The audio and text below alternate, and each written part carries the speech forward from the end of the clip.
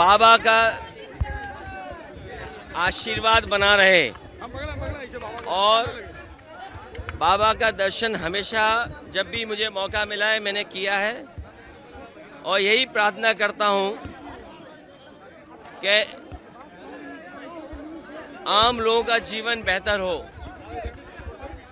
प्रार्थना यही करता हूँ कि माँ गंगा का जो ओरिजिनल स्वरूप था वो बना रहे। देखिए, मैं अगर पत्रकार साथियों से कहूँगा सच्चाई दिखाएं तो आप सच्चाई जानते होंगे।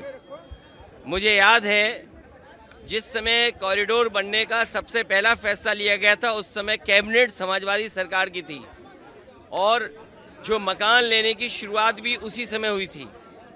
लेकिन दूसरे लोग कहेंगे कि उन्हीं का ठप्पा है बीजेपी का।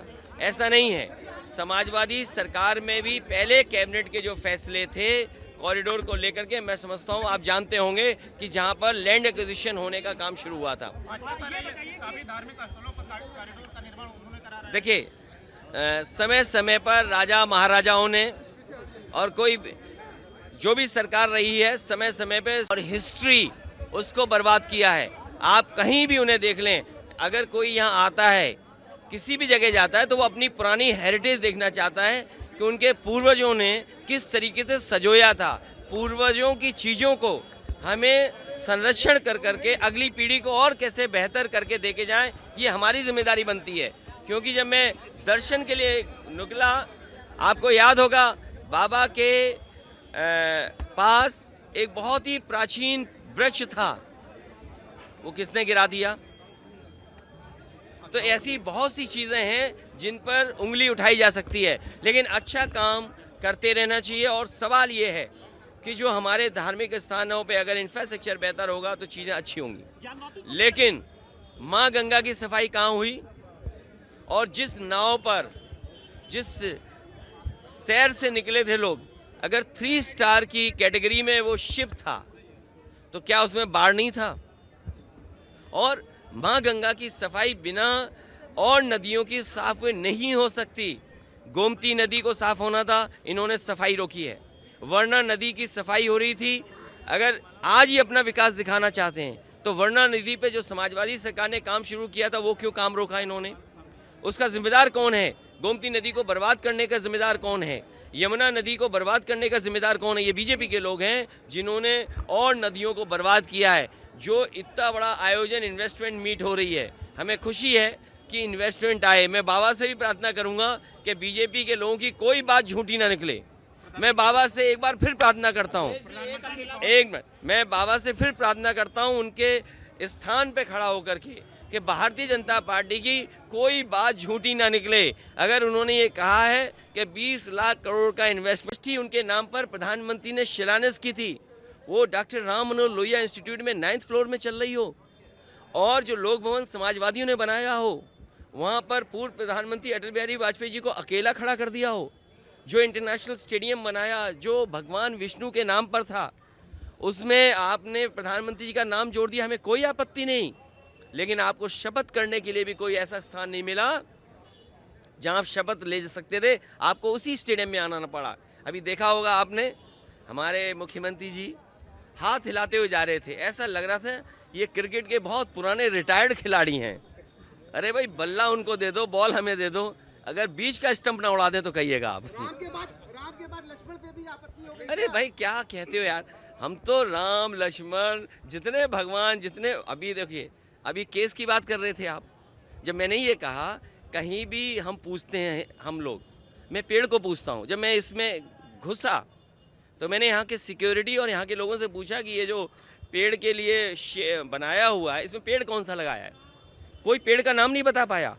लेकिन मैंने टूटी हुई पत्ती और एक आध पत्ती उगती हुई से लगा मुझे मोलसरी का पेड़ है। तो हम तो पेड़ की पूजा करते हैं, पानी की पूजा करते हैं, आग की पूजा करते हैं। अरे आप लोग हमारा काम कर दोगे तो हम आपकी पूजा कर देंगे। इस देश की पहचान भाईचारा है और दुनिया इस देश को मानती है कि यहाँ पर मिली जुली संस्कृति है, सब मिलकर के रहते हैं। तो अगर हमारी वो पहचान रहेगी तो हमारा देश और समाज आगे बढ़ेगा। अगर उसको कोई गंगा जमुनी तहजीब को ठेस पहुंचाता है तो हमारा समाज, देश आगे नहीं बढ़ सकता। और इसीलिए बेरोजगारी है, इसीलिए महंगाई है। ये बीजेपी के लोग बेरोजगारी, महंगाई का जवाब नहीं दे सकते। इनसे पूछिए सिलेंडर की कीमत क्या है, ये बोल पाएंगे क्या? इनसे पूछिए कि बिजली की कीमत क्या बढ़ाई। वालों से बोलिए कि समाजवादियों की योजना थी। और मैं ये आज कहता हूँ बाबा के द्वार के सामने, जिस समय इनके केंद्रीय मंत्री ने कहा कि हमारे कहने से ठेका दे दो, मैंने उस बात को स्वीकार किया और केंद्रीय मंत्री उस समय इस विभाग के जो थे उन्हीं के कहने से ठेका दिया। अंडरग्राउंड बिजली अगर किसी ने यहाँ की है तो वो समाजवादियों ने की है। नहीं, उन्हें भी आना चाहिए था। देखो, मेरा एक साथी बहुत अच्छी बात बोल रहा है।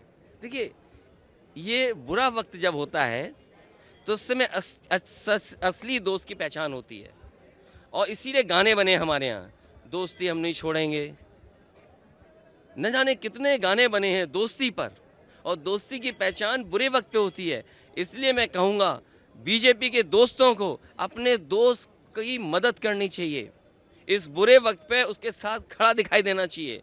चाहे आपने गलत फैसले लिए हों, गलत फैसले लेकर के उनको बढ़ाया हो, अब आपकी जिम्मेदारी बनती है, क्योंकि SBI का पैसा डूबेगा, LIC का पैसा डूबेगा, आम जनता का पैसा डूबेगा।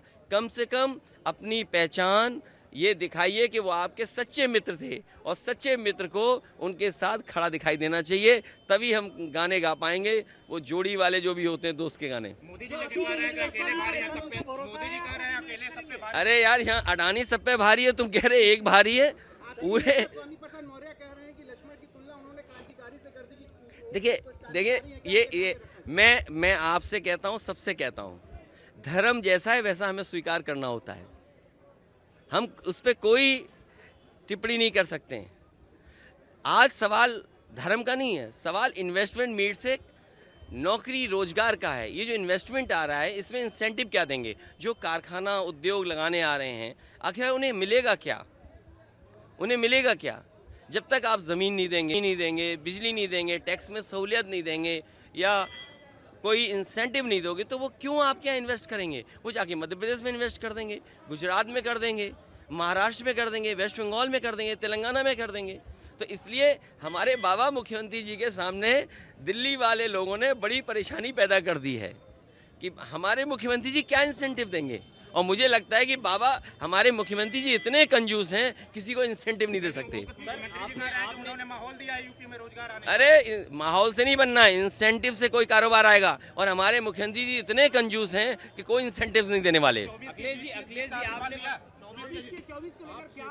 24 का ये है कि सरकार जाएगी। और देखिए, बाबा से हमने वोट नहीं मांगा, बाबा से हमने ये कहा, बाबा से वोट नहीं मांगा, बाबा से बीजेपी वाले वोट मांगते हैं। मैं ये कहना चाहता हूँ कि जनता के लिए अच्छा रास्ता खुले, क्योंकि हमारा देश दुनिया में बहुत पिछड़ रहा है। आप झोला लेकर के जा रहे हैं दुनिया के हर देश में और कह रहे हैं कि हमें इन्वेस्टमेंट दीजिए। दुनिया ऐसी बने कि आपके लोगों को भी मौका मिले। मान लीजिए एक कारोबारी फेल हुआ, इंग्लैंड से बाहर निकल गया, अमेरिका से अगर बाहर निकाल दिया गया, तो हमारे देश की क्या छवि बनेगी? इसलिए मैं कह रहा हूँ, दोस्त को दोस्त का सहारा बनना चाहिए और दोस्त को दोस्त की मदद करनी चाहिए। भाजपा से ज्यादा नकलची और झूठा कोई नहीं है। उनसे कहो कि हाँ, उनसे ज्यादा नकलची कोई नहीं है।